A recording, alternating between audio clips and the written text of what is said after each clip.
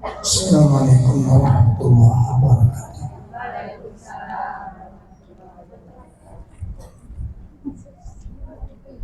Alhamdulillah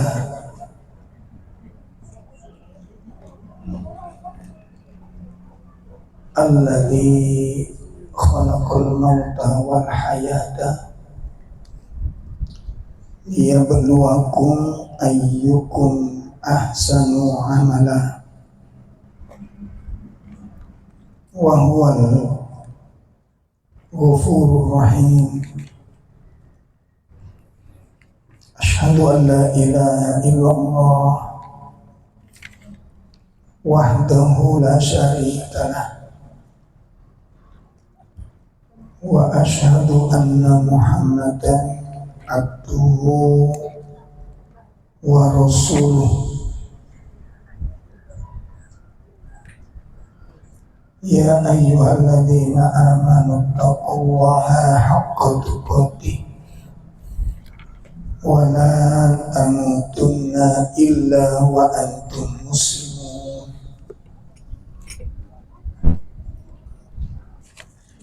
Ya ayyuhalladzina amanu taqullaha wa qulu qawlan sadida yuslih lakum a'malakum wa yaghfir lakum dhunubakum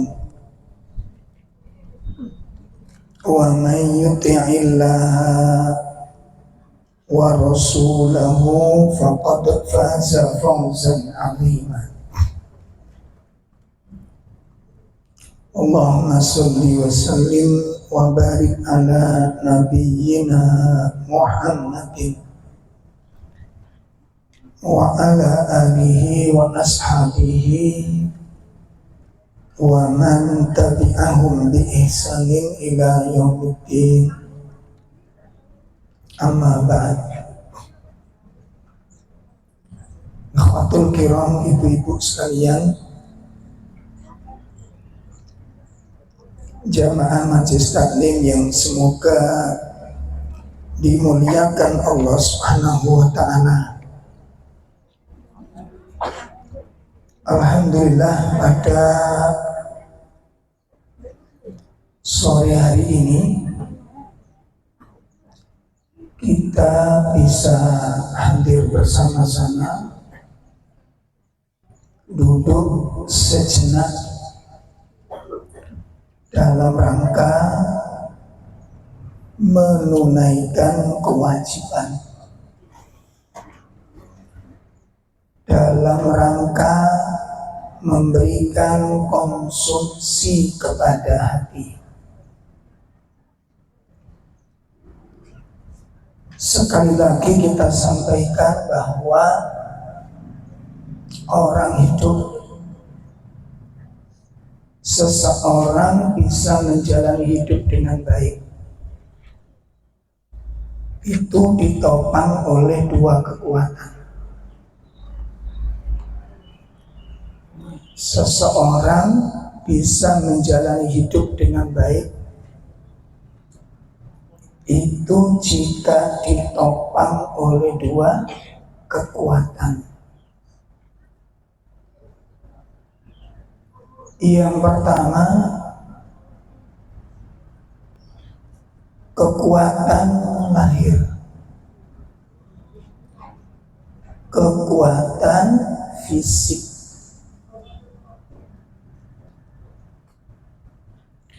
Kekuatan lahir atau kekuatan fisik, kekuatan badan. Yang kedua, kekuatan batin, kekuatan hati, kekuatan jiwa.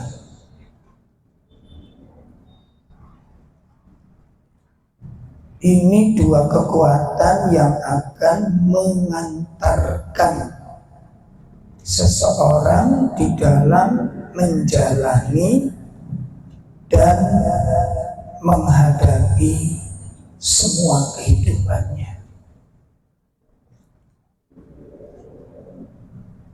Kekuatan lahir fisik ditentukan oleh konsumsi, makan, minum, aktivitas, istirahat seimbang. Itu kekuatan apa? Fisik. Jadi kekuatan fisik kita ditentukan oleh konsumsi.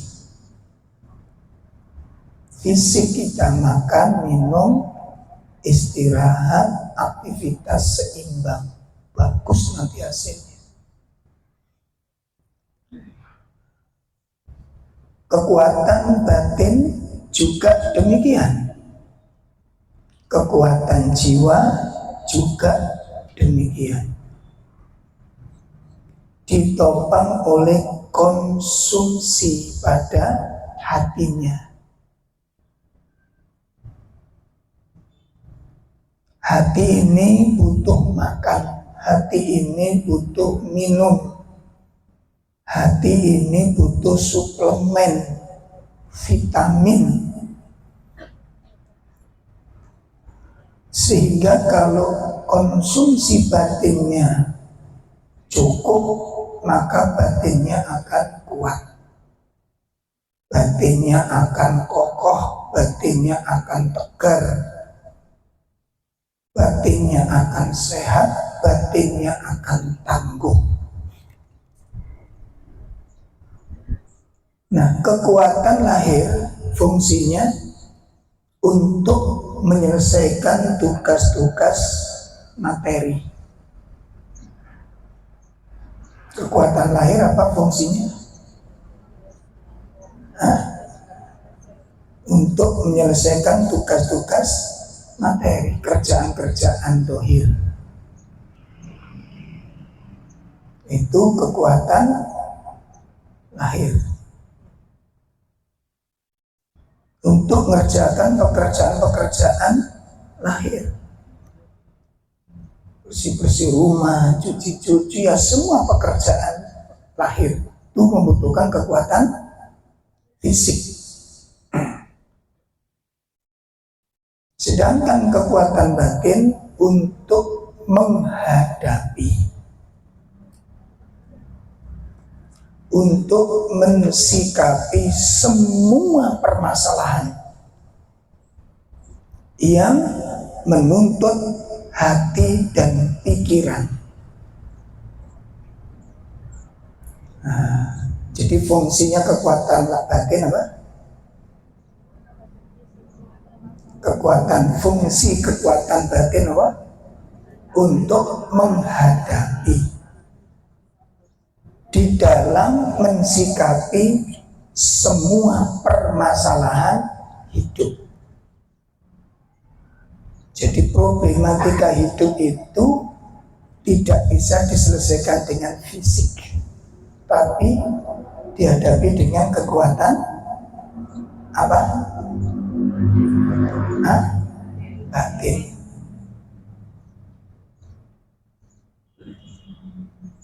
Nah, kekuatan batin menjadi penopang kekuatan lahir.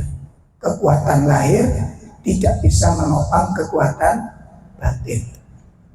Saya paham, koyo gak paham.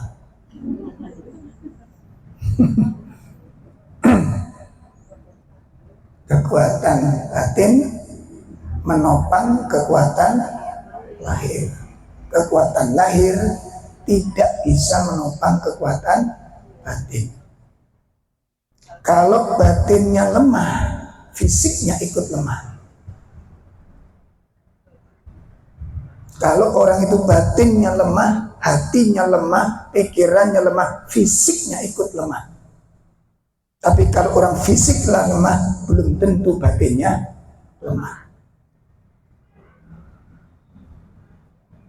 Jenengan sumpah itu lemah nopo batin. Nek wis sumpah niku awake semangat napa mboten? Kok makan? Oh ngalami nasibnya podong. Itu renungkan. Orang kalau batinnya lemah, badannya ikut lemah. Seperti apa? Orang putus asa, semangat hidup. Semangat hidup. Orang depresi itu yang lemah apanya? Batin. Walaupun fisiknya tegar, fisiknya ideal, batinnya lemah, lepas semua. Ya. Makanya untuk menjalani kehidupan supaya jenengan tenang, itu kekuatan batin lebih diutamakan dari kekuatan fisik. Nah, perhatikan ini. Kekuatan batin harus didahulukan. Kekuatan batin harus diutamakan daripada kekuatan fisik. Karena kekuatan batin itu penopang kekuatan fisik.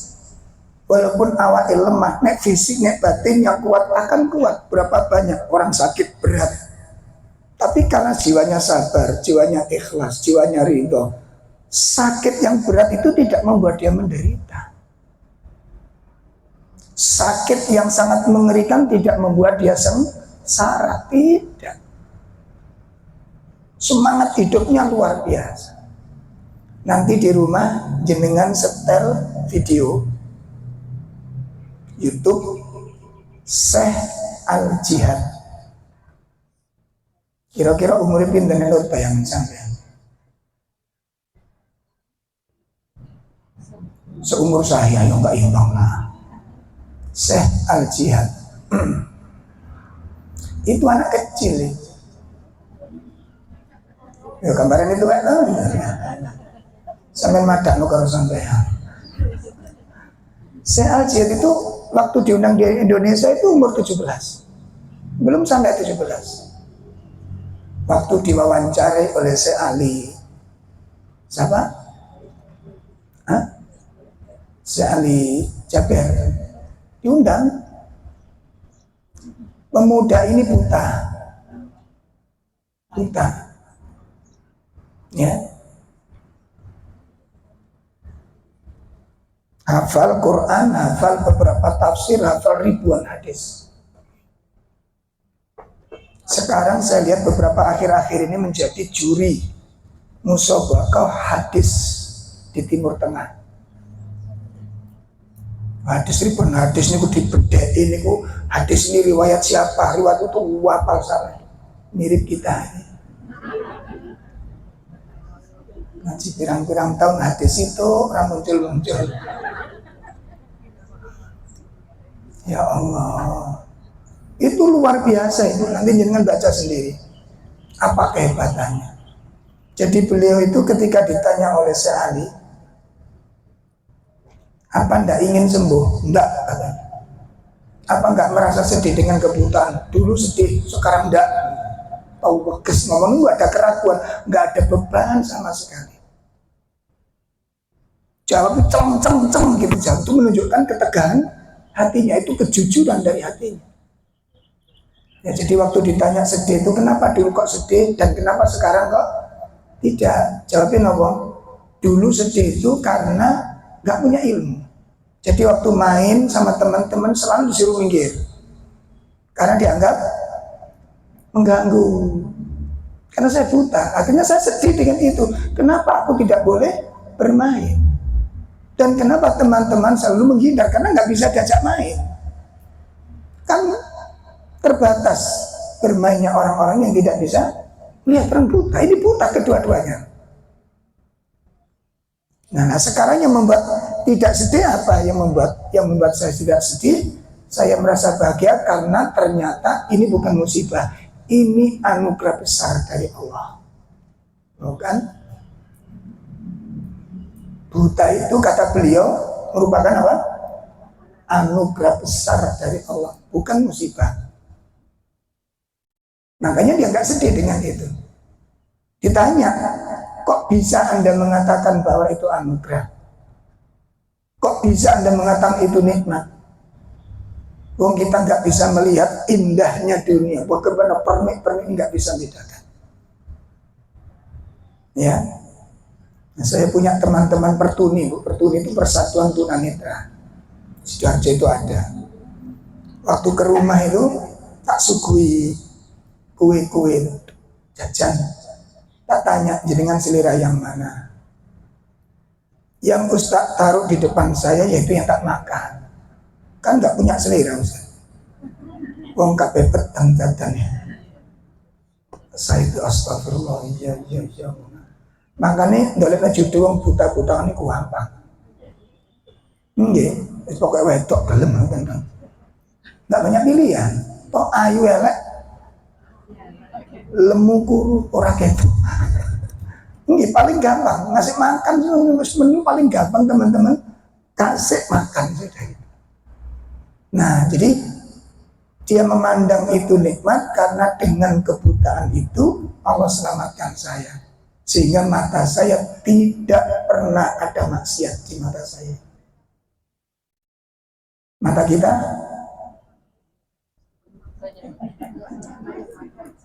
Allah. Itu nikmat. Nah, coba kayak begini, kekuatan apa ini, Bu? Kekuatan apa ini? Batin. Dia nggak tersiksa sama sekali. Waktu ditanya apa, nggak ingin sembuh? Nggak ingin sembuh saja. Dan apa tidak pernah berdoa untuk sembuh? Demi Allah, langsung bersumpah dia. Bukan tidak, demi Allah, saya nggak ingin sembuh. Saya nggak ingin sembuh. Begitu tajam jawabannya, nggak ada keraguan sedikit, nggak ada beban sama sekali sedikit pun. Setelah beliau tekuni Al-Quran, kan sedih dia cerita ke guru ngajinya itu. Gimana saya ini kok ditinggal teman-teman, jadi nggak punya teman akhirnya. Saya sedih nggak punya teman. Apa kata guru ngajinya? Perdalam Al-Quran. Perdalam Al-Quran, nanti kamu akan jadi orang-orang yang dicari oleh manusia. Bukan dijauhi, tapi akan dicari oleh manusia. Dari situ dia sakit berangkatnya awal kepingin punya teman. Dia belajar ngaji itu intinya kepingin punya. Akhirnya diperdalam, diberi kelebihan oleh Allah. Makanya apalan wong buta niku luwih cepet timbangan wong melek. Nggih to? Sampeyan yang mono yamin apalane jus pinten?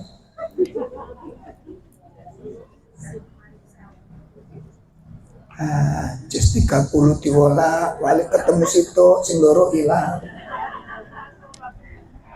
Apal tambah ayat 10 ayat ucul. Astagfirullah. Itu kita kelemahan. Nah, setelah beliau perdalam, Allah anugerahi kecepatan yang luar biasa. Dalam waktu singkat itu beliau hafal Quran, hafal hadis-hadis Nabi SAW, hafal kitab-kitab para ulama, kitab ulama. Akhirnya didengar keilmuannya, banyak orang belajar ke rumahnya itu seperti kampus sekarang. Akhirnya dia tidak lagi menemukan kesedihan dengan Al-Quran, dengan ilmu dia dicari orang. Ya sekarang luar biasa hafalannya. Saya kalau nyetel gitu nggak bisa ngomong, nangis saja. Hadis ribuan hadis dihafal, sak riwayatnya, Insya Allah. Nah setelah ditanya kenapa kok nggak ingin sembuh dan tidak pernah minta didoakan sembuh atau doa kepingin sembuh, tidak pernah sama sekali. Kenapa? Saya pernah membaca hadis Nabi SAW, barang siapa yang kedua matanya aku ambil, lalu dia ikhlas, aku ganti kedua matanya itu dengan surga. Apa kata sejihad? Aku ingin mendapat surga dengan kedua mataku itu. Aku ingin mendapat surga dengan kedua mataku itu. Makanya dia tidak tertarik untuk sembuh. Ada kegelapan bagi orang seperti ini? Ada kegelapan? Ada penderitaan? Ada kesedihan? Kenapa? Kekuatan? Termasuk kita ini. Jadi kita ini kadang-kadang sumpek, balik-balik sumpek. Jadi kan kali kelanku sering sumpek, ya apa sering seneng? Jawabannya angel ya. Seimbang soalnya. Ini wajah-wajah kan sumpah-sumpah ini aja. Wajah-wajah yang dipenuhi dengan beban. Itu bukan karena masalah. Yang membuat orang sedih karena ada masalah itu bukan sebabnya, bukan karena masalahnya. Ya, bukan karena masalahnya. Orang menderita itu bukan karena banyak beban. Orang bahagia juga bukan karena nggak ada beban. Itu konsep. Kalau ibu-ibu bisa memiliki kacamata seperti ini, hebat hidup ini. Capek, iya capek tetap, tapi capek itu nggak mesti kudu sambatan. Ya, karena hidup itu perlu dijalani, bukan disambati. Paham nih? Orang itu sampean jalani hidup ini. Oh jadi sambati. Sambatan kalau setiap capek sambat, gak ono lereni wong sambati. Kapan sampean kali kula gak pegel? Loh, mulai ketip ya pegel. Sampai ketip ya pegel. Coba jadi nggak ingat kapan hidup ini nggak capek, kapan hidup ini nggak letih, nggak letih tangannya, letih badannya, nggak letih badannya, letih pikirannya. Terus gedekno anak niku gak ono kesel, gak ono lereni pegel niku. Anak wis gede-gede ganti ndase sing pegel. Betul? Loh kan, betul. Opini pin melok.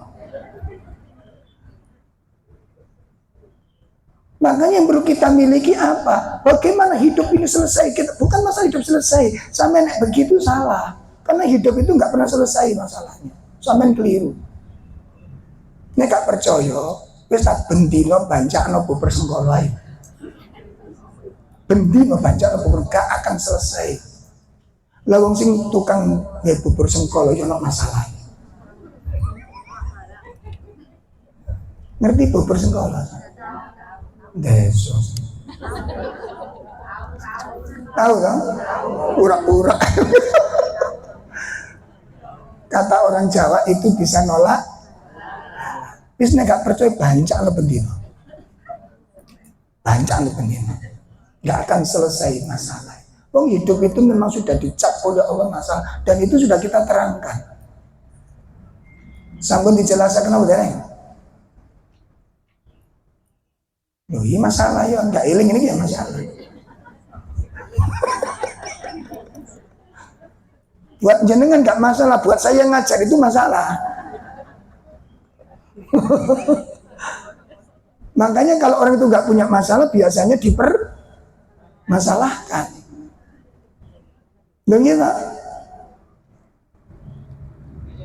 Makanya sekarang yang paling mendasar itu adalah membekali jiwa, membekali batin. Ya, jadi hati ini dikasih bekal. Supaya apa? Supaya punya dua bekal itu, ilmu dan keyakinan. Pemahaman, memahami tabiatul hayat, tabiat kehidupan. Jadi nek wis ngerti tabiat kehidupan, problem itu bukan jadi masalah. Ya, problem itu bukan masalah. Sebagian teman-teman begitu tengkar masalah dengan suaminya, wis enak ingin iki kok dibujuk, akhirnya cerai. Setelah cerai, statusmu berbeda. Nggih mboten? Wingi saelek-elek bojo sampean liwat harus sing seruit-seruit. Begitu sampean cerai, saya keliwat disurai wong sak embong-embong. Kenapa? Karena statusnya sudah beda. Posisi jenengan fitnahnya semakin luas. Nah, sing kadung cerai ya wis kadung.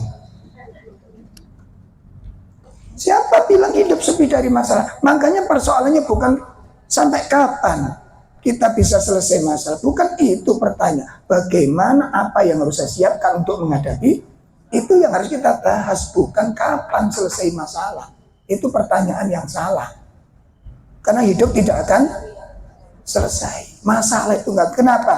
Karena kita cari masalah itu kebutuhan pokok. Kan kita hidup itu selalu mencari masalah.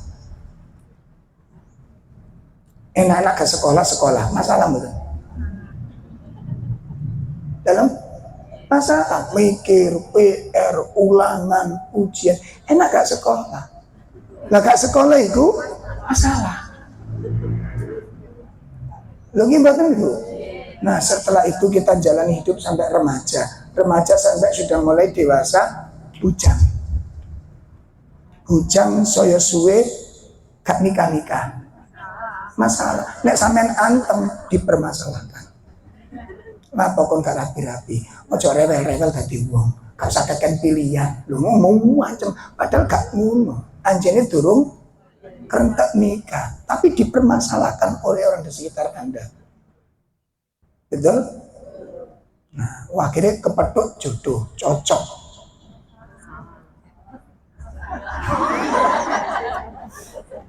Salah. Sak durunge nikah karo sak mari nikah masalahnya kata pundi? Kok sampean dolek? Kenapa Anda mencari? Cari apa enggak? Mencari masalah. Menikah 1 tahun, 2 tahun gak tuh enak, rujang, 3 tahun gak tuh enak, masalah. Nek gak ngono, moro tuamu sing mencak-mencak. Lho nggih mboten? Bojomu iku bungsung. Apa bungsung itu? Kosong, mandul. Masalah. Nah, sampai 5 tahun, 7 tahun, 10 tahun hamil. Alhamdulillah seneng. Senengnya nek dulu. Setelah itu sumpah. Betul Ibu? Salah. Gede narik cilik sampai dewasa, masalah full itu. Makanya nggak usah nanya kapan masalah, nggak akan selesai. Ya sampai sabar gak sabar, masalah selalu akan datang kepada Anda. Persoalannya kan di sini, bagaimana kita bisa kelola masalah itu menjadi anugerah.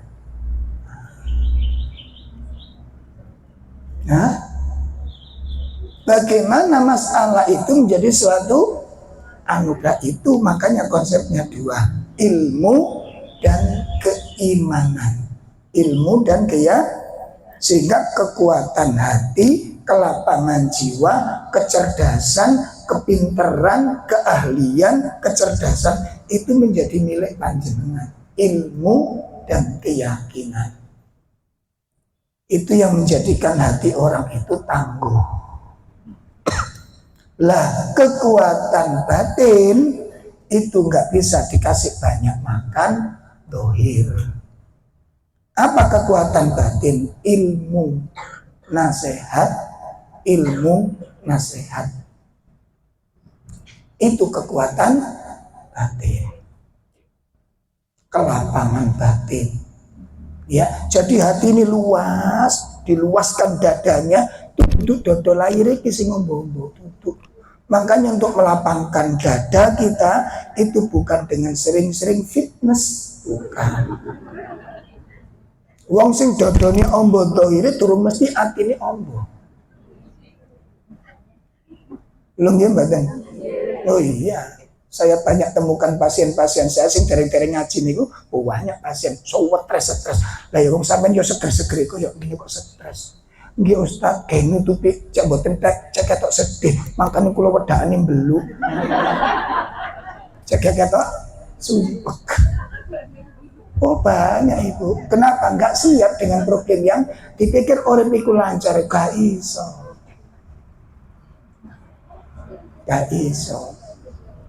Mboten siap ternyata. Oh fisiknya ideal.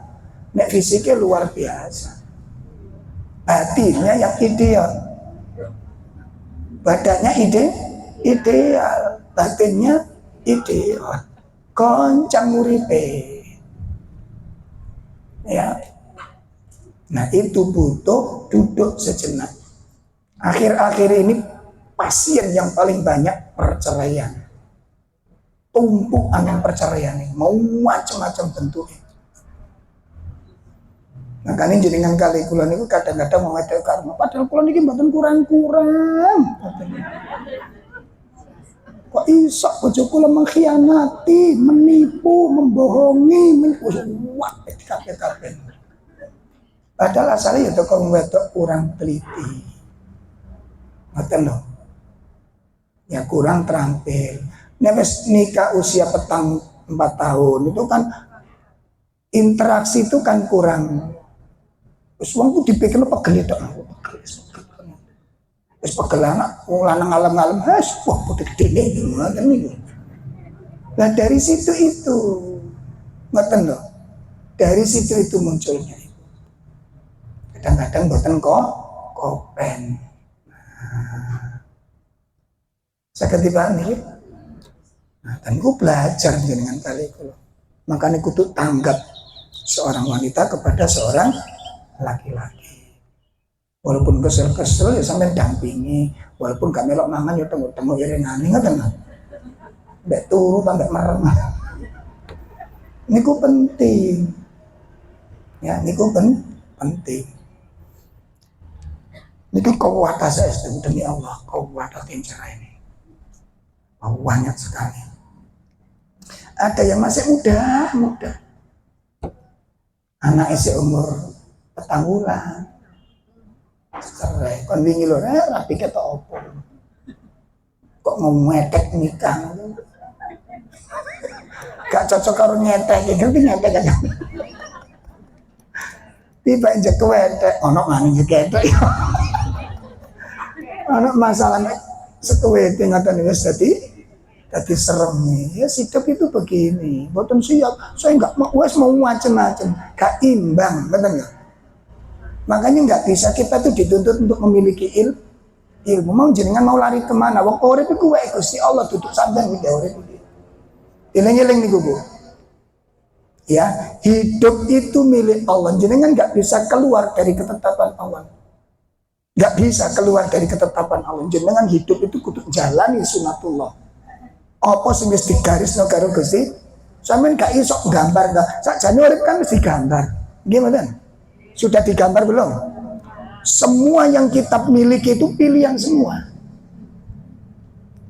Tuku omah milih. Betul? Modelnya omah, CT omah, daerahnya milih, pasangan hasilnya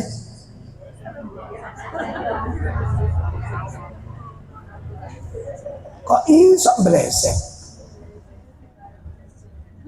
Kok iso blesek?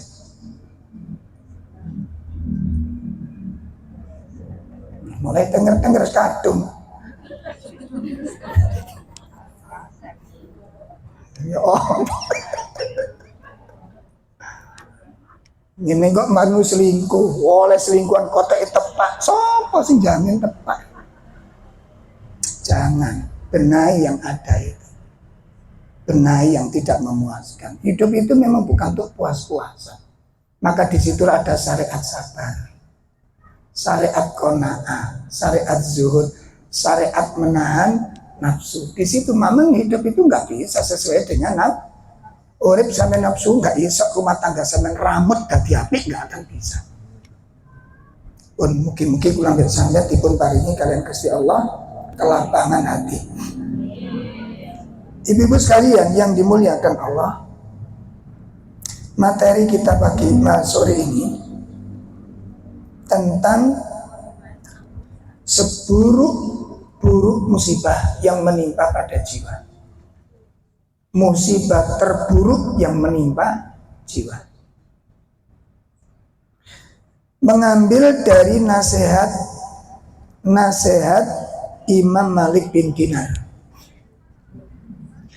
Mengambil nasihatnya Imam Malik bin Dinar.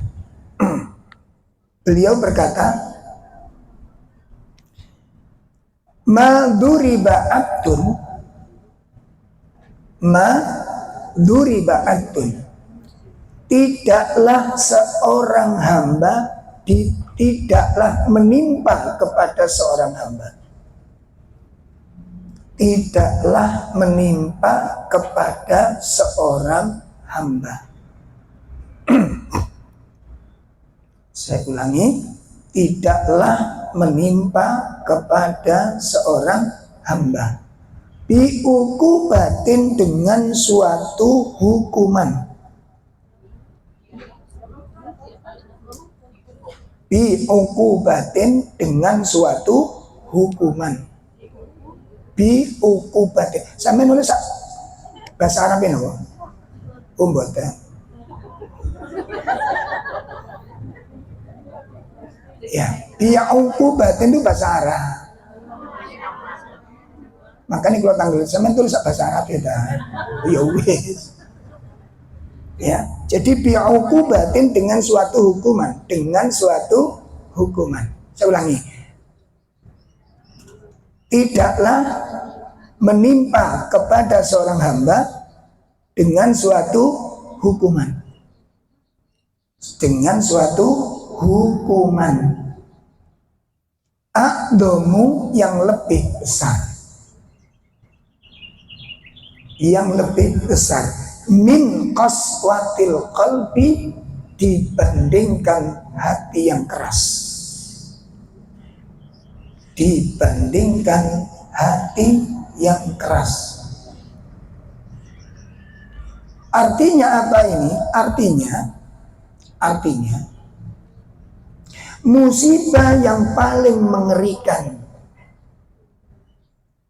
musibah yang paling dahsyat, musibah yang paling buruk atau hukuman yang paling buruk, hukuman yang paling mengerikan yang diberikan kepada seorang hamba, hukuman yang paling mengerikan atau yang paling berat yang diberikan kepada seorang hamba adalah hati yang keras.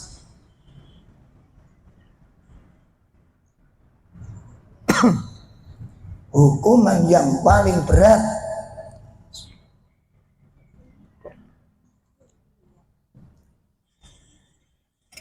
yang diberikan kepada seorang hamba adalah apa? Hati yang keras. Nah, jadi hati yang keras itu merupakan apa Ibu? Hukuman yang terburuk yang Allah berikan kepada seorang hamba. Ya, hati yang keras merupakan hukuman terburuk yang Allah berikan kepada seorang hamba. Kita buka surat 39 ayat 22. Surat 39 ayat 22. A'udzu billahi minasy syaithanir rajim. Afaman syarahallahu sadrahu lil islami fahuwa ala nurim min rabbih fawailul lil qasiyati qulubuhum min dzikrillah ulaika fi dhalalin mubin. Ya. Maka apakah orang-orang yang dibukakan hatinya oleh Allah untuk menerima agama Islam lalu dia mendapat cahaya dari Tuhannya sama dengan orang yang hatinya membatu? Maka celakalah mereka yang hatinya telah membatu untuk mengingat Allah. Maka itu dalam kesesatan yang nyata. Insyaallah. Fawailun. Ya, apakah orang yang hatinya dibuka oleh Allah, dilapangkan syarahan itu lapang hati? Apakah orang yang hatinya lapang untuk menerima syariat, untuk tunduk kepada Islam, itu sama dengan orang yang hatinya keras membatu. Apakah sama? Orang yang hatinya lapang dengan orang yang hatinya sempit, apa sama? Apakah sama orang yang hatinya lembut, tunduk, tawaduk dengan orang yang hatinya keras? Enggak sama. Enggak sama. Orang yang taat kepada Allah dengan orang yang membangkang, apakah sama? Enggak sama. Seperti tidak sama orang yang soleh dengan orang yang durhaka. Maka Allah katakan fawailun, maka celakalah. Siapa? Lil qasiyati qulubuhum min dzikr, orang yang hatinya keras membatu dari mengingat Allah. Maka ketahuilah ibu, seburuk-buruk hukuman bagi seorang hamba adalah orang ketika dijadikan hatinya keras. Itu seburuk-buruk hukuman. Kenapa hati yang keras itu dikatakan seburuk-buruk hukuman? Karena semua problem dan semua penderitaan baik dunia maupun akhirat, dan semua musibah baik dunia maupun akhirat itu disebabkan oleh hati yang keras. Semua masalah, semua penderitaan, semua kesedihan, semua musibah baik dunia maupun akhirat itu disebabkan karena hati yang keras. Ini mata yang keras itu sumber segala masalah. Hati yang keras merupakan sumber dari segala masalah.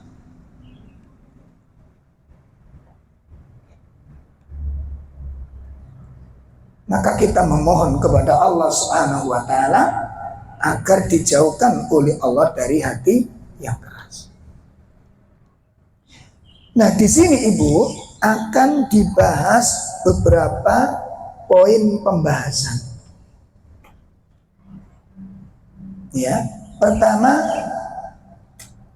tentang sebab-sebab hati yang keras.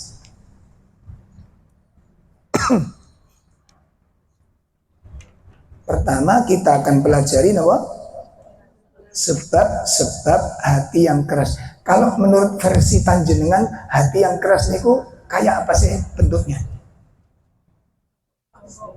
Menurut definisi jenengan, versi jenengan, apa? Orangnya kaku, terus mana? Sombong, terus egois, terus ngeyel, terus ngeyel itu termasuk ya? Bukan masuk kecerdasan gitu ya?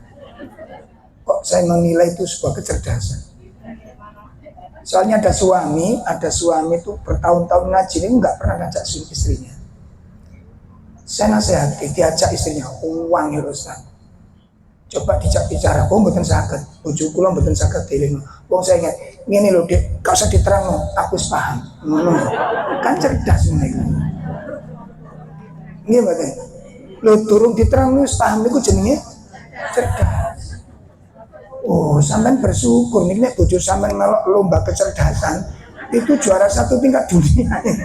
Nah coba soal belum disampaikan sudah tahu tuh bayangkan. Adakah peserta cerdas smart yang kayak begitu? Orang bojo sampean tok loh. Dan saya yakin yang punya istri seperti ini pasti menderita. Kayak bayang no Bu. Katanya dilengno Dek, kau usah ngomong, aku paham. Lu ngomong piye coba? Dia coba, musuh wong ini kita enak ide apa?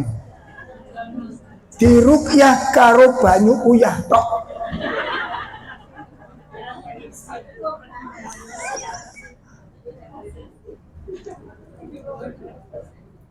Gak ono ceritanya orang punya hati yang keras, punya sifat yang baik itu ndak ada. Mesti musibah. Ya, rumah tangga nggak bisa mendapatkan sakinah. Sakinah itu bukan nggak ada masalah. Rumah tangga sakinah itu bukan nggak ada masalah, ada masalah. Tapi isok menjiwai, isok jalani, ngoten. Sakit paham? Makanya kalau nanti jenengan temukan ada orang tiap ketemu sambat, itu turun mesti akeh masalah. Ono setiap ketemu orang kok tenang, belum tentu nggak punya masalah. Wong sing akan sambat turun mesti akeh masalah. Wong sing meneng turun mesti gak ada masalah. Itu hidup.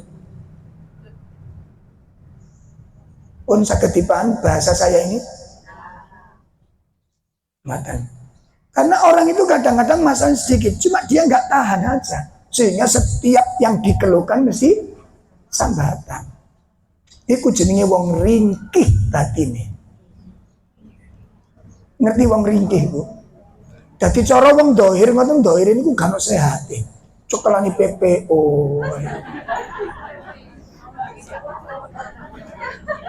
Terus ndas iku mesti kayak Indeplas kabeh pendino.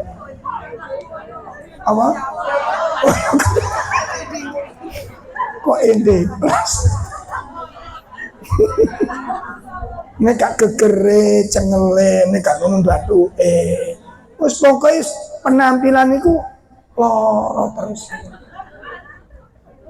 Ada kan tipe-tipe seperti itu? Oh. Ada Bu? Teko wonge.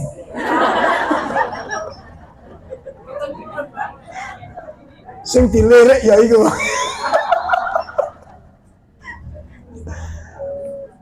Saya ini nggak bisa digambar. Oh berarti punya banyak masalah enggak? Belum tentu kan dia nggak siap aja dengan masalah. Ya, sampai ada ustadz muda itu datang ke saya, Ustadz, kapan-kapan sowan ke rumah Ustadz sama istri saya kepingin sharing kepada istri Ustadz. Kenapa? Istri saya mau sharing, kok bisa ditinggali terus, kok Ustadz tenang. Makanya Bu menghindar di rumah rame soalnya. Dikira aku gak ada masalah Bu. Anak saya 5, urip kabeh Bu. Gerak kok gerak 5 itu gerak kotip kabeh. Sekolah kabeh, biaya kabeh. Saya melunasi haji, ditanyakan di wawancari Kalitbang tentang identitas, nama, keluarga, anak 5. Hah? Wis tulis seneng tugasmu ku nulis apa melok mangat sing lairno bojoku. Kok sing bayi ku bojoku kok sing mangan awakmu bilang. 5. Iya kate lapor. Kate lapor. Ambek nulis wis gak usah kotek-kotek ku sing jalani aku. Lah yang gak melok nglairno kok melok mangat ku lho.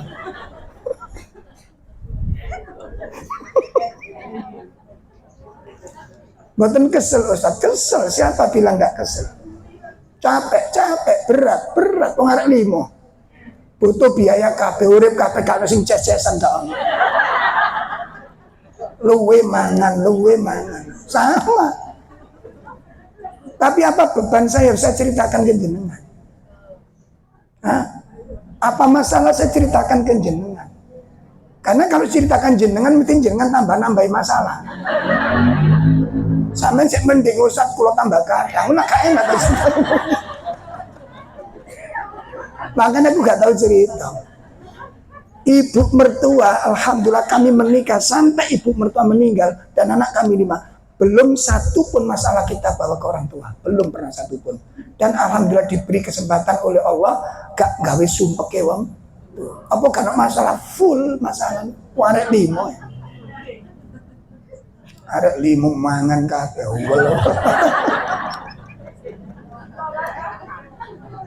Sekolah kabeh, membayar kabeh. Tapi dijalani, Allah kasih jalan keluar. Kudu punya komitmen. Ditolong oleh Allah nanti. Jadi kami alhamdulillah dengan izin, bukan bersombong enggak, tapi bersyukur, demi Allah bersyukur. Karena kami punya komitmen ojo santai wong tua dikasih beban. Makanya kita sepakat begitu nikah langsung kita mengambil rumah sendiri, tapi tidak berjauhan dari kedua orang tua kami supaya ketika ada masalah itu cepat kita ambil langkah. Maten. Sehingga menghindari pertumpuan keluarga di dalam rumah tangga. Nek wong tua tok biyen kan gak ilok omah situk tinggene 3 keluarga. Iku kan hadis, kan hadis. Rawahu siapa orang. Tapi itu psikologis. Gak iso tenang. Kenapa? Kultur karakter itu beda-beda. Mantu situk resian, mantu situk kempros tukaran. Gimana kan? Sing situk mangan langsung diresik dipel, langsung sing situk yor. Tukaran betul. Tukaran. Gak diresik ku ketok sak omah, diresik kok cik nemeniku, gak melok duwe lambe kan ngono to. Betul apa? Makanya kita menghindar tapi nggak jauh. 1 RW. Ya. Jadi kita ketika ada masalah baik orang tua saya maupun orang tua istri cepat action gitu. Ya. Jadi berkunjung pun cepat. Nah itu jadi tidak satu masalah yang jadi orang tua tahu-taunya kami ini baik. Pertengkar nggak pernah, sering. Tapi nggak sampai teriak-teriak. Pertengkaran yang syar'i. Jadi pertama baca ta'awudz masing-masing.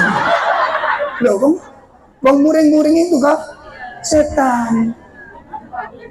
Makanya baca ta'awudz, ojo banter-banter nek maca ta'awudz. Mbok dikira bojomu sing setan. Coba sampean muring-muring bojo sampean muring-muring emang maca ta'awudz. A'udzubillahi min. Lah ngamuk bojomu. Mbok kira setan.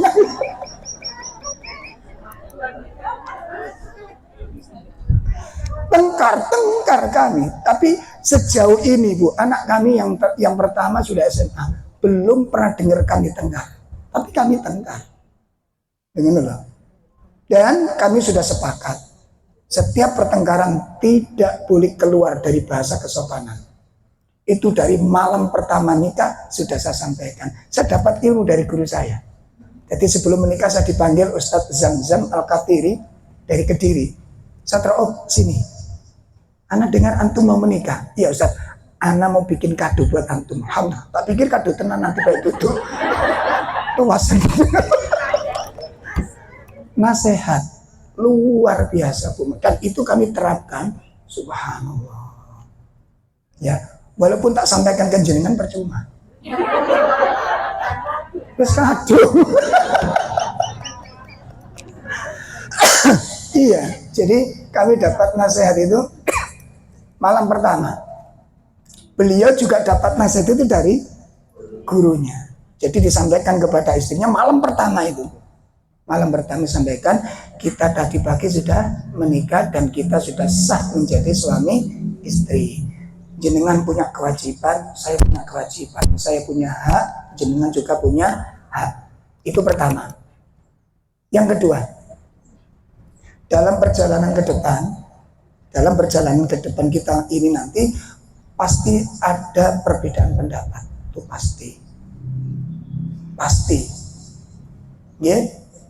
Nah, satu, ketika terjadi perbedaan pendapat, otomatis kan orang mesti ada percekcokan. Gitu. Ada tengkar, debat, diskusi kan terjadi itu. Dan itu wajar dalam rumah tangga. Wajar. Bukan sesuatu yang mengerikan. Itu wajar sudah demikian.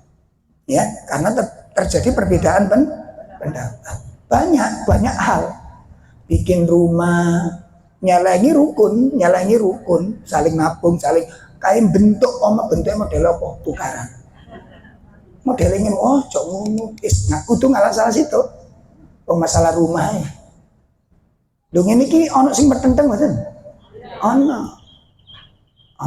Nek tarik tambang, berat rumah tangga tarik tambang terus iso berat kabeh urip iki. Dan gimana? Makanya mengalah untuk kebaikan itulah sakinah. Loh. Tapi rata-rata kula mbak sampean kan gak gelem ngalah-ngalah terus. Masa uripku digawe? Bukan terjawab. Itu pribadimu ibu-ibu.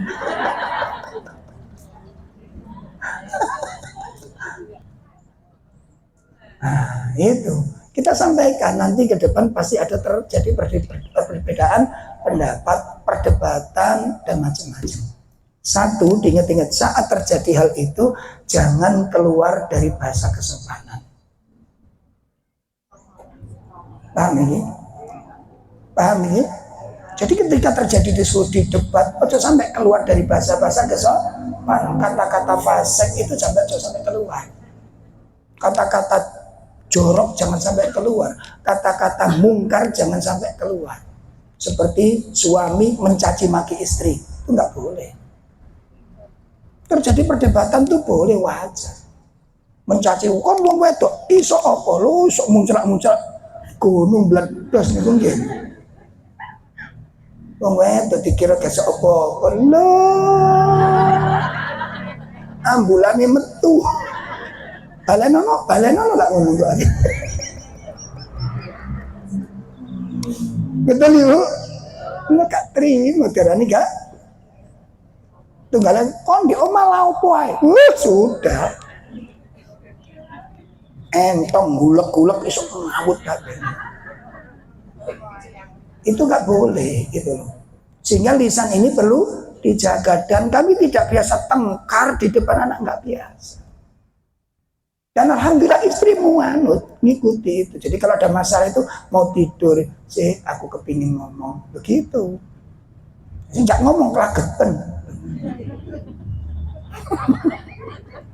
Terjadi itu. Nah, pun nggih, nggak usah tak ceritakan rahasia. Pun itu membutuhkan ketahuan sih. Nah, itu yang pertama nanti kita bahas. Jadi definisi hati yang keras itu macam-macam. Ya. Nah, jadi yang kita bahas nanti apa saja? Yang pertama apa? Sebab-sebab hati yang keras. Itu yang pertama. Yang kedua, tanda-tanda hati yang keras. Apa tanda-tanda hati yang keras?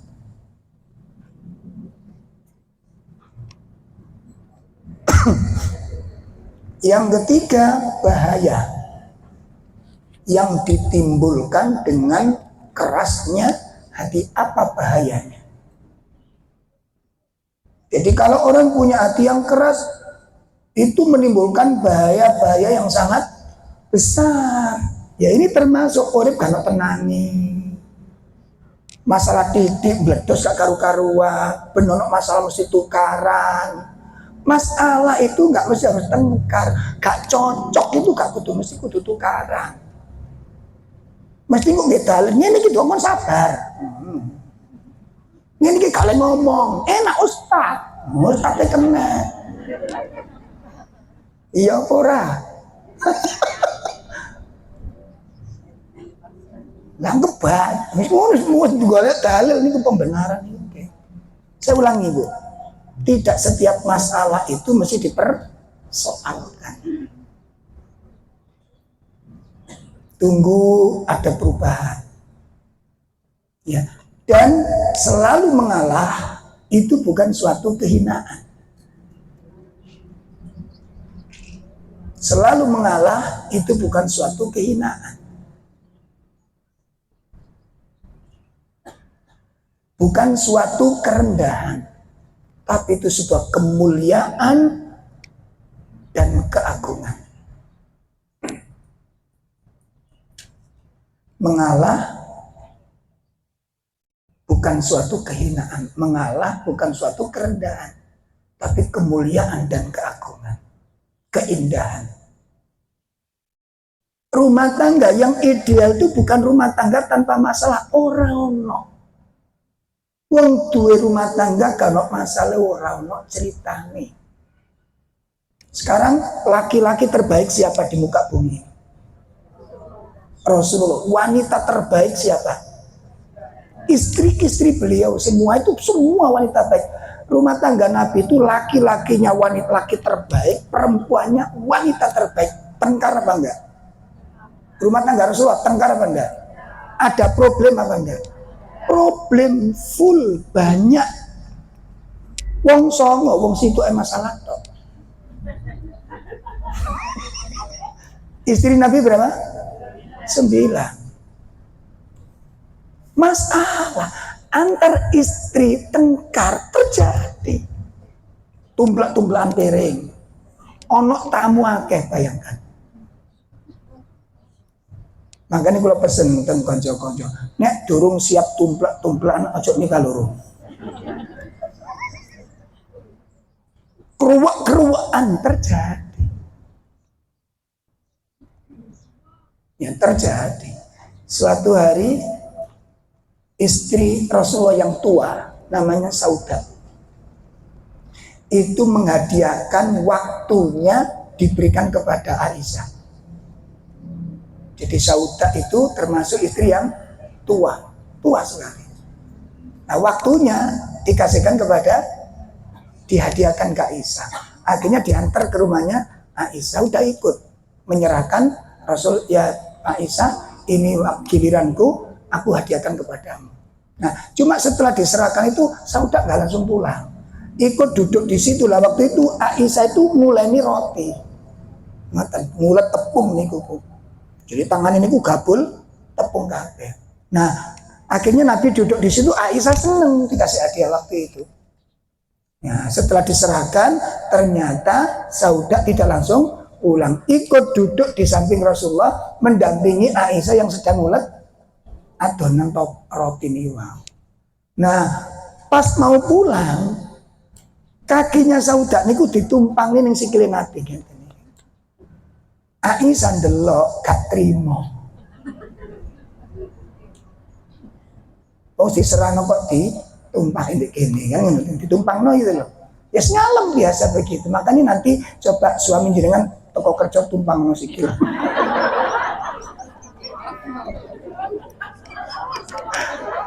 Terus gak usah tak terus sok bayang no dewe lah.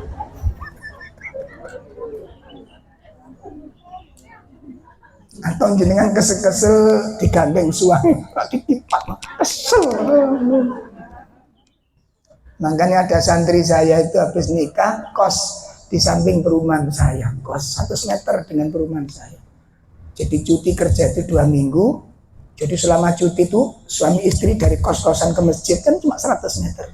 Itu berangkat berdua selalu 5 waktu nih. Gandengan dengan toko kos sampai.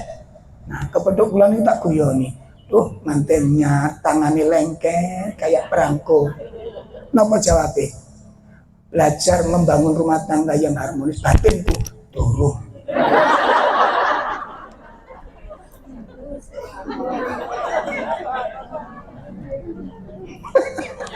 Membangun rumah tangga yang harmonis.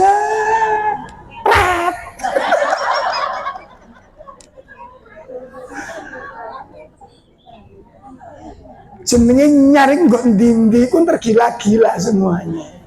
Nggih mboten? Tunggal iku mbak sampean kae duwe omah kae dileboni niku lho, Bu. Omah niku ya Allah dipel, kocok muter disemproti. Kuat pirang dino ya. Rumah tangga niku enggak jauh dari itu, segala sesuatu nek nyariku mesti nyeneng no. Lagi kan, itu nggak ada cilik-cilik tuh bedil-bedilan, telung dino, telung bengi, dikeloni bedil nih. Apa istilahnya kemaruk ya? Ngoten, sama dulu manten baru kan gitu kan, makan itu kalau nggak satu piring gue gak enak, ngoten rasanya.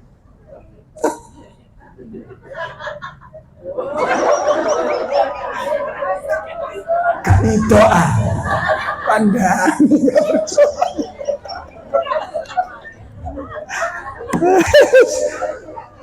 yes, nasibmu loh, betul kan begitu. Memang baru itu semuanya serbain indah, betul. Makanya kalau di warung ini bukan kita seudon pada orang, enggak, itu psikologis. Di warung nek usia seket, ada suami istri usia segitu, kok sing wedok dilapi. Itu ada beberapa kemungkinan. Kemungkinan pertama sing wedok itu stroke. Loh, temen nih. Kemungkinan kedua niku baru nikah siri. Mantan baru nikah siri. Atau ketiga, kemungkinan selingkuh. Nek bojo lawas gak katene. Sampai ngiler-ngiler gak mungkin.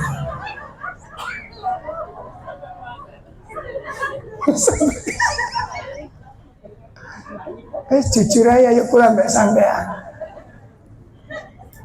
Menampakkan keharmonisan, kemanjaan nek wis umur-umur ngene iki.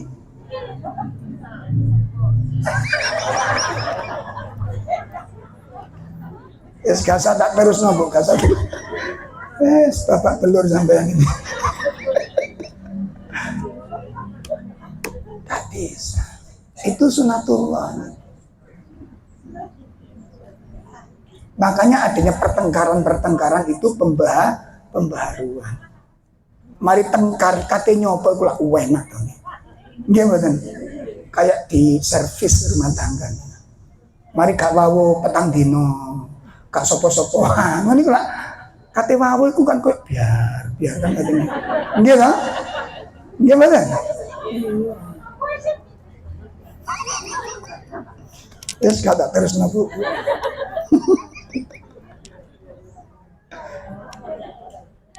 Saya tanya ke jenengan, ada hidup yang persis seperti yang jenengan karepno? Kenapa tidak bisa? Loh, ini kan butuh eling mesti bahwa kita nggak bisa membentuk hidup seperti yang kita inginkan, nggak bisa. Karena hidup itu bukan masakan, kurang asin kayak uyah, kurang lagi kayak gula, bukan sakit. Paham ya? Coba bojo sampean kurang manis semprotan Madura ini.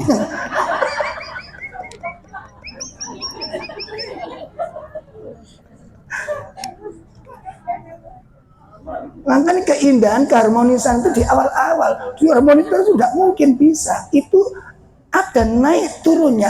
Semuanya berubah memang. Ya semuanya berubah.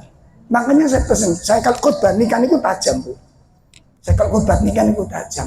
Kowe aja seneng-seneng. Kalau hari ini ke depan 3 bulan itu indah semua rumah tanggamu.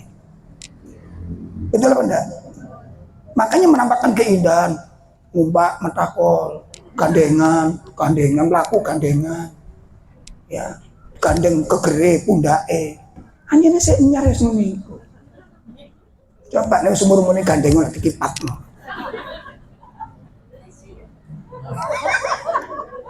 Iya kan? Makan disuapi, sendok situ tadi wong loro itu sebuah kebahagiaan dan kenikmatan. Lah wis ngene iki, titanus lah ngene sing lanang. Ayo kepingin roh aku.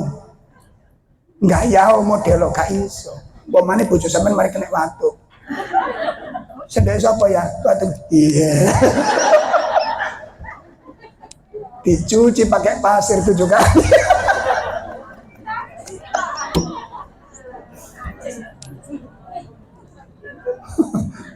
Aku kepingin lo tunjukkan keharmonisan Anda. Gak bisa. Jenengan dengan saya gelem gak gelem tunduk dengan syariatnya Allah. Itu sunatullah. Nek sampean punya kemampuan ciptakan hidup sesuai dengan selera Anda. Gak mampu, kita lemah, dipaksa oleh Allah untuk butuh kepada Allah. Makanya butuh kelapangan, butuh pemaaf. Pemaaf itu harus terus. Karena kesalahan pasti banyak terulang nanti dari rumah tangga nih. Aku bosen memaafkan, gak usah ngomong. Paham Bu? Nah, makanya kalau mau boten suudon boten. Jadi lah ono warung, ono wong tuwa tulang-tulangan itu aku batin.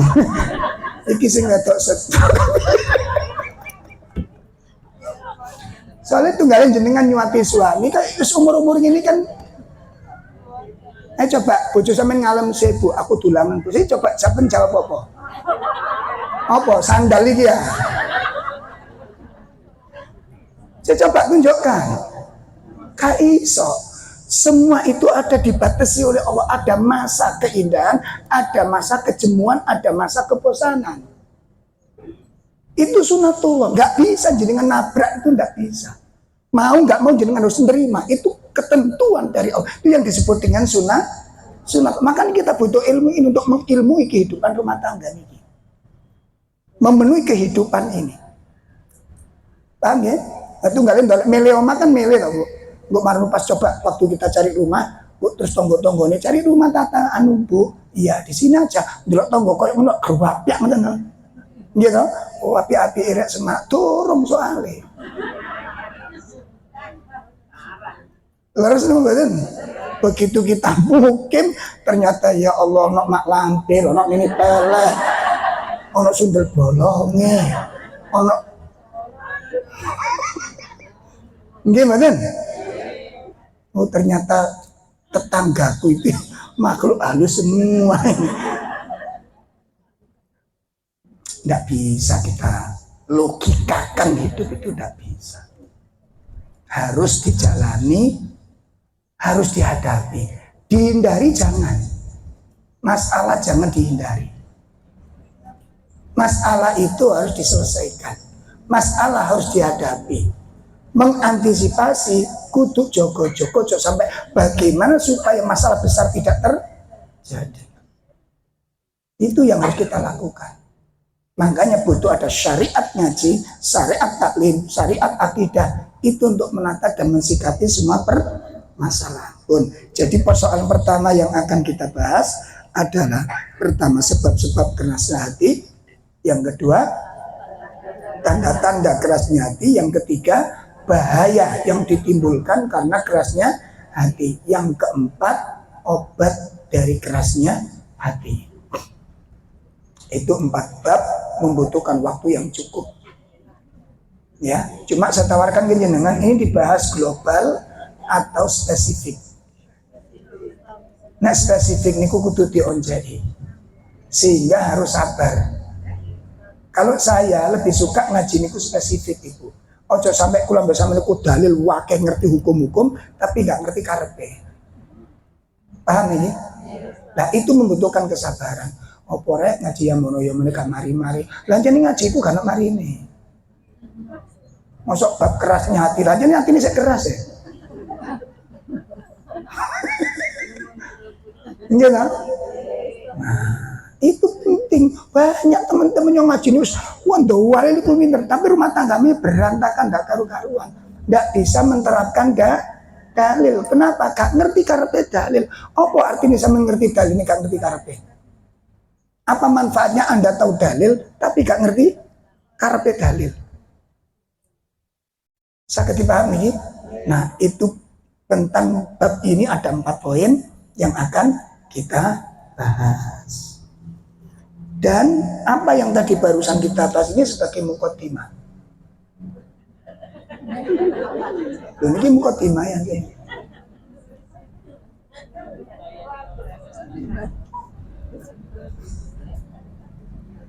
Turun bayang. Baru mukaddimah sudah terasa gimana alur pembahasan ini. Itu problem kita semua. Kita semuanya punya masalah, cuma titik masalahnya berbeda. Betul? Nanti kalau nggak percaya sepulang dari pengajian, kelompok nengkono bentuk pengajian yang kedua, kan biasa ngomong, terus membahas. Coba ceritakan suami, membahas tentang studi banding tentang suami. Nek bojoku mbak wong ngene, tapi ngene. Mbok sing sitok ya ngono. Nek bojoku gak ngono, tapi ngene. Lho kan. Iya kan? Dan masing-masing punya keluhan. Masing-masing punya keluhan karena setiap manusia itu ada titik kelebihan, ada titik lemah. Ngerti? Dan kita nggak bisa sampai pulang sampai bilang ke teman enak mbak bojo sampean, ojo masih enak bojone sampean, gak iso dituker. giliran ora iso. Makanya orang Jawa dulu itu ada falsafah, wong kuwi sawang sinawang. Ketoke sawangane itu wis ilmu orang Jawa. Makanya orang Jawa dulu itu Bu ngapunten nggih. Orang-orang dulu ini ngapunten. Ini yang paling kita miliki, cara memandang masalah. Cara memandang orang tua dulu itu ndelok masalah itu gak ndelok karo pikiran, gak ndelok karo mripate tok, tapi didelok karo perasaan. Makanya ono istilah-istilah tepo sliro. Ngaten. Jadi orang tua itu nek di jalan hidup contohnya bangun rumah tangga. Orang dulu itu tanpa pacaran. Dijaluk ketemu ya pas jaluk iku roh bojone kita calone. Tapi wis manute ngoten.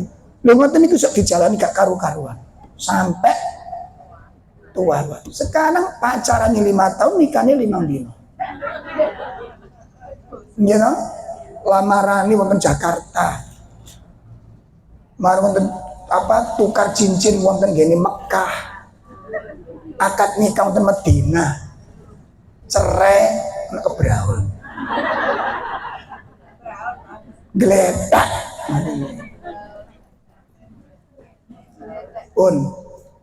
Artis jenengan lihat kehidupan yang luar biasa, kekayaan yang luar biasa. Apa itu cermin kebahagiaan? Saya nanya, seneng ambek bahagia itu sama pandang?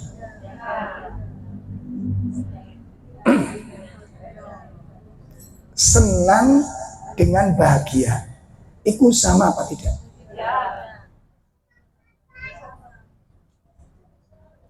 Senang ambek bahagia sama apa enggak?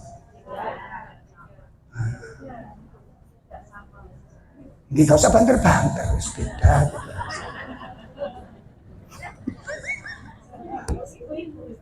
Itu penting itu. Lah kadang-kadang ada orang menghibur dirinya, sumpah dia mau ayo boleh tempat-tempat rekreasi untuk mencari kesenangan. Anda salah. Anda gak menemukan kebahagiaan. Sakit Pak, seneng delok celurutan, jekur, delok lumba-lumba melami, menari sewenang, mulai sumpah. Karena Anda tidak mengobati kesedihan Anda. Turu manis yang kecentok bakso larang. Kau betul nggak karuan. Ruang numang gata elek mbak, ruang gata elek. Kuweton aku wis meneh nek rekreasi nggawa rombong dhewean. Rekreasi itu bukan mencari kebahagiaan, tapi mencari kesenangan. Sesaat ya, 2 kali datang ke situ lagi sudah beda lagi. Anda butuh tempat baru lagi. Ngoten. Lah nanti kalau semua jenengan sudah teliti, jenengan cari kesenangan kemana lagi? Untuk mengobati kesumpekan tidak harus mencari kesenangan. Rumah teman. Untuk mengobati kesumpekan tidak harus mencari kesenangan. Keliru. Ketenangan hati itu bukan pada tempat, bukan pada hiburan. Ketenangan hati itu pada sebuah pemahaman dan keyakinan. Iku nak jero hati sampean. Dadi kepingin tenangku gak mesti harus keluar rumah. Sakinah, itu kok dibahas engko. Napa sih sakinah niku? Sakinah, mawaddah. Napa sakinah? Tenang. Kadang-kadang aku tak metu ndolek ketenangan. Ya tambah ngeleying. Makanya wong ndolek ketenangan ke tempat hiburan. Wong sing nang tempat hiburan wong sumpek-sumpek. Aku sumpek nang tempat hiburan, wong sumpek nang hiburan. Akhirnya ngelompok wong sumpek-sumpek. Sampai salah, tak katakan lagi salah. Bukan tidak boleh loh ya. Saged dipaham Bu? Ojo salah paham. Ini kok sampean cerita ning jopo rekreasi haram jauh satroko. Sampean kadhe ngomong lu tak odot lagi. Kula nglarang rekreasi napa mboten? Lho niki ndak tak terang niki sok salah paham jopo. Nek ini kok ya mantuk-mantuk enggak paham. Haram jauh satroko. Saya melarang rekreasi mboten? Cuma itu bukan solusi mencari ketenangan. Ketenangan itu urusan hati. Itu urusan hiburan di luar sana. Air terjun itu bukan menenangkan, nyeneng no. Gitu loh. Tapi bukan membuat ketenangan. Kenapa? Tukang kebone sing njogo kuwi sumpek. Nggih mboten? Kepingin ke kota-kota. Lah sing kota kepingin. Saya tanya, terus di mana ketenangan itu? Iya saiki sampean muni ngono. Lah wingi.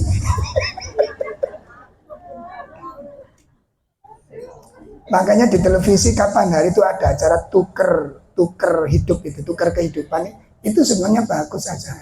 Jadi wong sugih ya apa ngrasakno dadi wong melarat 3 dina, 2 dina. Luar biasa. Ini bertahun-tahun. Itu sok hidup pikir bagus sebenarnya acara itu. Nggih, bagus. Supaya orang sajane enggak usah begitu, jenengan aja sering-sering ke orang-orang itu apa. Agendakan itu hiburan yang akan membuat jenengan tentram. Itu tempat wisata. Wisata niku mulai sumpah. Kenapa? Duit enggak. Awak pegel.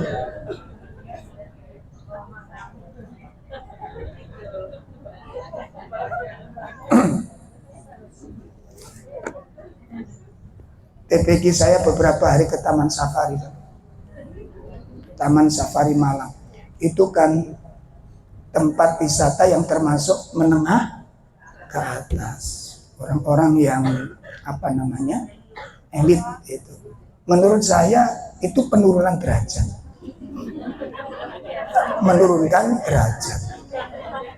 Iya, kalau saya menikmati Bonbin itu ya di Wonokromo itu betul itu menikmati betul. Jadi jelas siapa binatangnya, siapa pengunjungnya. Gitu loh. Jelas sing ditonton sing nonton sing di.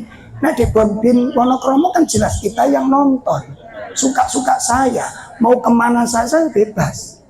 Mau naik gajah bisa, mau naik unta bisa. Nang Taman Safari saya yang ditonton.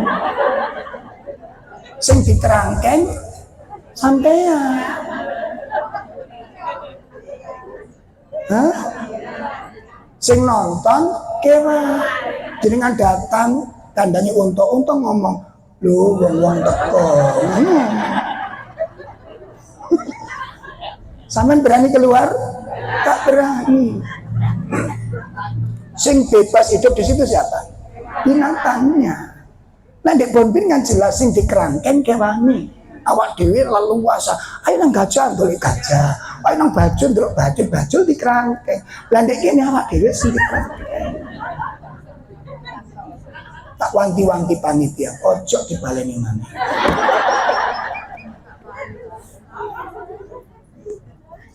Guyon Bu, guyon. Tapi sampeyan renungaken apa sing dibanggakan namanya? Sing dibangga gajah padha ae karo Bonbin irunge ya dawa. Sampeyan ono di Taman Safari gajah irunge ndek. Padha to? Lah terus yang membuat mahal itu apa? Oh karena dikerangke gitu. Bukti ini sampean dikerangke bojo sampean berontak terus. Apa mbak aku ndak omah atau dijak jalan-jalan bojoku. Aku dikerangke karo bojoku.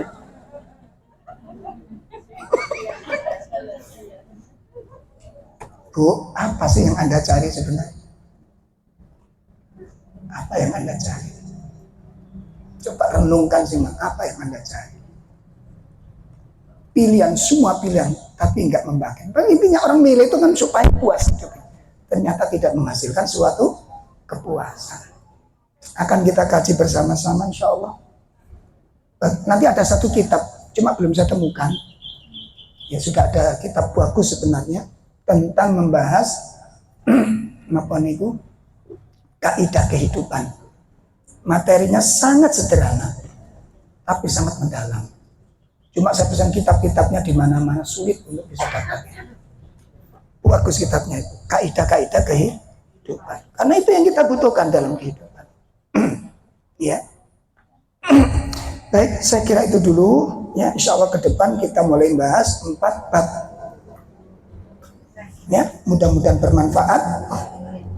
Dan ayo kita jaga istiqomahnya belajar ini. Diistiqomahkan kita belajar selama tidak ada udzur syar'i, jangan sampai kita tidak ngaji. Ya, selama tidak ada udzur syar'i, jangan sampai kita tidak. Untung-untung kalau ibu bisa membawa satu teman yang belum ngaji. Membawa satu teman yang belum ngaji, diajak ngaji supaya kita dapat pahala yang berlipat. Wa sallallahu ala nabiyyina Muhammad subhanakallahumma wa bihamdika asyhadu an la ilaha illa anta astaghfiruka wa atubu ilaik. Assalamualaikum warahmatullahi wabarakatuh.